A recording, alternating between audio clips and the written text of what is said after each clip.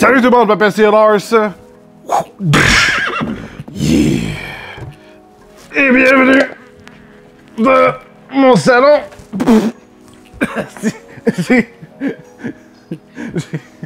J'ai plus 12 ans.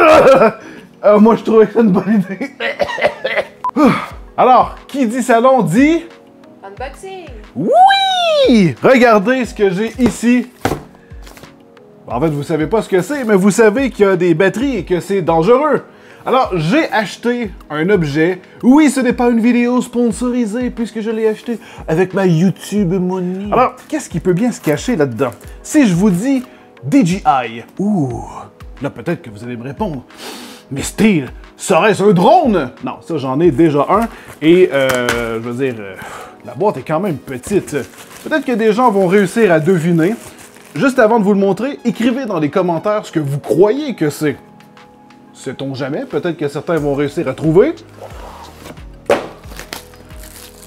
Le Osmo Mobile 3 Combo.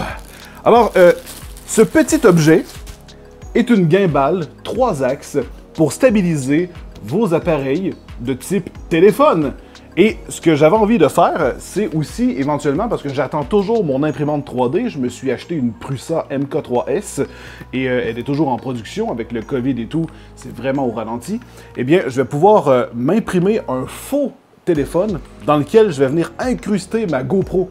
Alors comme ça, je fais une pierre, deux coups, en ayant un stabilisateur pour cellulaire, mais aussi GoPro. Et voilà, donc on va découvrir ce qu'il y a à l'intérieur, on va le tester. J'avais déjà un stabilisateur pour la caméra que ma copine tient dans ses mains présentement, mais honnêtement, c'est gros, c'est chiant, on doit le calibrer à tous les fois. Et je trouvais ça vraiment lourd, surtout quand tu vas sur un tournage et que tu as juste envie de faire un plan rapide et qu'après tu dois détacher ta cam, c'est vraiment pas incroyable. Alors que ça, c'est déjà tout balancé, t'as rien à faire. Tu mets ça dans ta poche, tu mets ça dans un... Regardez, en plus pour ça, j'ai pris le combo, il y a un petit sac de transport. Ça prend vraiment pas de place et tu le sors, clac, clac, tu mets ton cell phone et tu démarres, boum, c'est stabilisé. Et ce que je trouve intéressant, c'est que les cellulaires d'aujourd'hui, honnêtement, ont tellement de puissance et de potentiel que les gens n'utilisent pas. La plupart sont portés à vouloir s'acheter des appareils de vlogging, des espèces de petits Canon, des caméras. Et ils ne pensent pas que, à moins que vous ayez un cellulaire de merde, un cell phone de merde, ça arrive. Mais honnêtement, pour le même prix, je veux dire, pour 1000 $, vous avez un iPhone, vous avez un Android d'excellente qualité qui vous offre une qualité vidéo qui est plus que suffisante quand vous savez bien paramétrer et utiliser vos outils, en fait. Donc là, ok, d'accord, il nous l'offre carrément dans son sac de transport. Ah! Bon, qu'est-ce qu'on avait ici? Une espèce de petite mousse, un câble pour le charger. Ah! Ça venait avec le kit. Ouh! DJI, la qualité de fabrication de vos objets. Avez-vous vu la réaction directe que j'ai eue? La qualité du plastique est insane. Et j'ai déjà eu des pieds dans ce genre avec d'autres accessoires dans le passé. Et honnêtement, c'est du solide. Alors ça va permettre de mettre la gimbal sur le pied si on veut faire des plans fixes.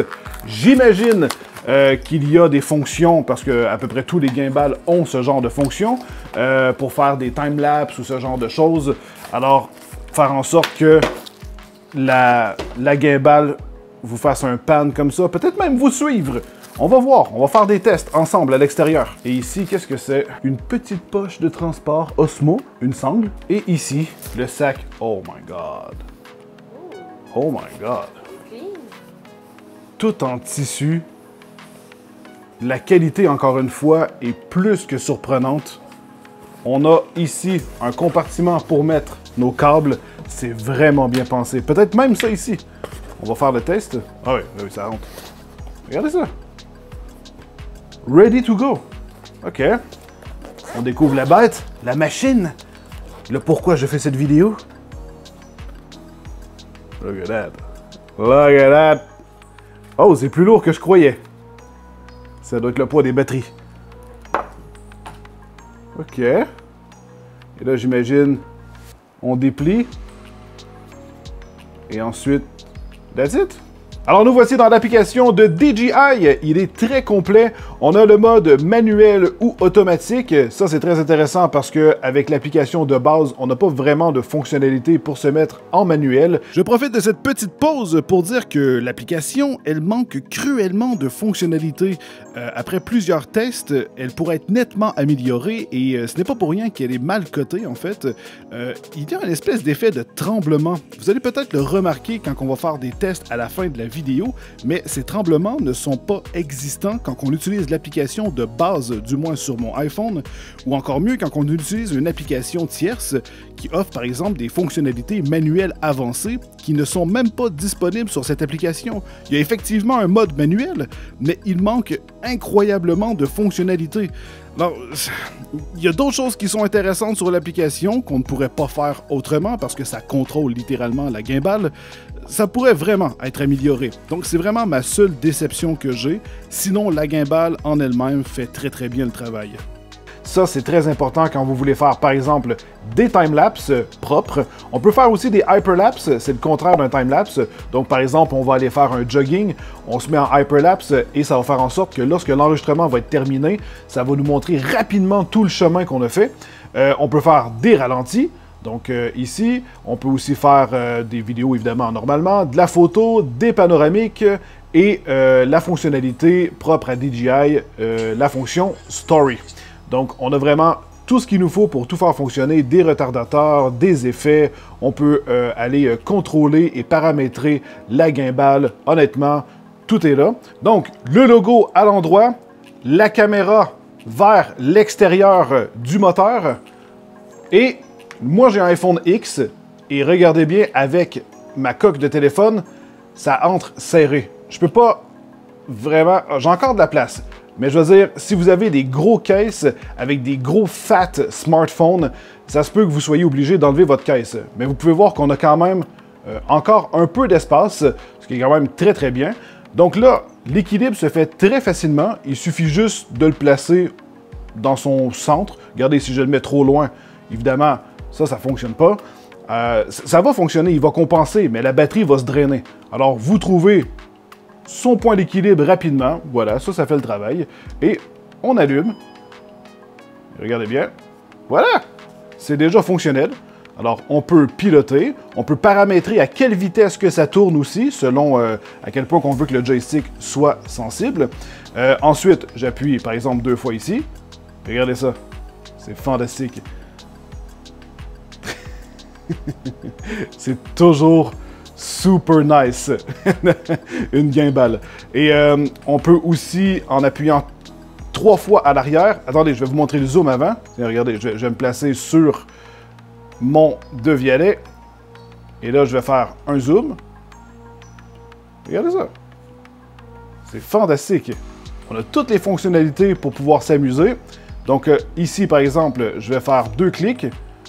Donc, je me mets en mode vertical, 3 clics à l'arrière, 1, 2, 3, et là, bam, ça tombe face à moi. Et là, regardez bien, je peux faire l'active tracking comme ça prend mon visage. Et là, si je bouge, même si je me lève, il me suit très bien. Alors, je peux... Juste, les smartphones sont tellement puissants de nos jours que vous pouvez très bien démarrer sur YouTube, faire d'excellentes vidéos super propres et si vous avez un outil comme ça, ben vous avez limite plus besoin de caméraman. C'est juste que, bon, je préfère, c'est plus dynamique parce que le tracking a quand même ses limites. Par exemple, je ne peux pas dire au tracking de filmer un objet en particulier, il va toujours se fier à ce que je lui ai demandé de suivre. Mais je veux dire, si vous avez des vidéos en particulier que le tracking fonctionne bien, ben, honnêtement, c'est vraiment une technologie fantastique. Je trouve ça vraiment génial. Je peux le désactiver en un clic. Donc là, à ce moment-là, c'est moi qui reprends le contrôle de l'appareil. Donc, honnêtement, j'ai rien à dire. C'est fonctionnel, rapidement, exactement comme je l'espérais. Alors, si ça vous a pas déjà convaincu d'avoir une gimbal 3 axes, je vous laisse aller voir son prix. parce que moi, c'est ce qui m'a convaincu. On dirait vraiment une vidéo sponsor, c'est incroyable, mais je vous jure, je l'ai acheté juste parce que justement, je suis allé voir pour mon drone sur leur site. J'ai vu ça, leur nouveau modèle, j'ai vu le prix, j'ai fait « what the fuck », je l'ai acheté et il détruit le game. Rapport qualité-prix, c'est incroyable, il remplit toutes ses fonctions, je peux pas cracher là-dessus. Et juste pour vous faire saliver un peu plus, je vais aller le mettre à l'épreuve à l'extérieur. On va aller faire des beaux plans. Allez, suivez-moi!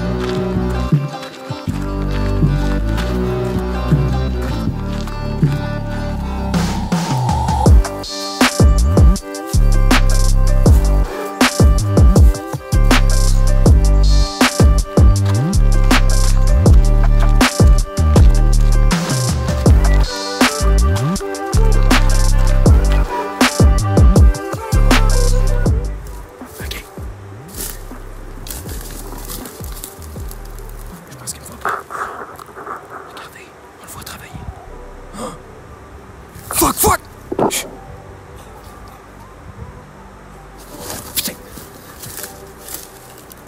On va se cacher dans l'arrêt de l'autre arbre. Ok. On va c'est des secrets. Regardez-moi ça. Le beau camion. Oh putain.